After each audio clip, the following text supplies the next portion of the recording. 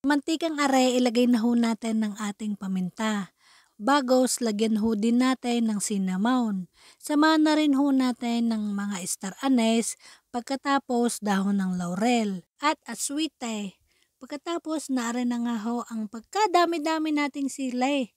Lagay ho natin sa food processor. Dini ho ay sadyang napapadali ang ating trabaho. Noong araw talagang gagayatin manual bagos ngayon ilang pindot laang igiling-giling o edi okay na. Bagos pag naluto na iseset aside na natin aring mga are at tayo ay magluluto naman ng sili.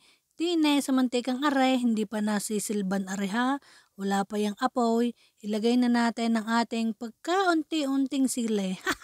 Pagkaunti daw talaga naman. Tapos isama na rin ho natin ang ating sibuyas at ang ating bawang. Tsaka natin sisindihan, are. Yan. Low heat lang ho ha mga kakukaw. Yun, kitang-kita nyo naman ho. Pagkatapos, hahaluin nyo lang ho. Haluin lang ho nang haluin. Naku, sadyang kasarap na re. Parang kasarap i-partner sa Diwata Pares Overload. Sadya naman.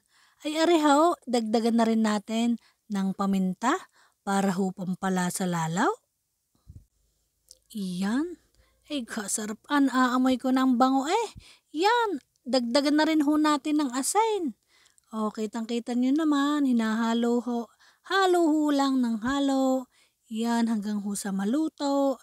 Lagyan na rin ho natin ng kaunting tuyo. Sadyang kainaman na napakaanghang na nare.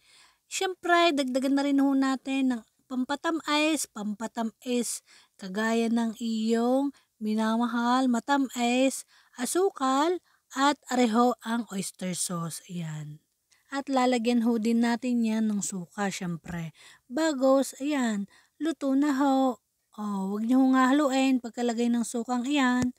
Pagkatapos ho, naari ng finished product diga, kasarap ga, napakaanghang. Bagay na bagay talaga kay Diwata Pares Overload.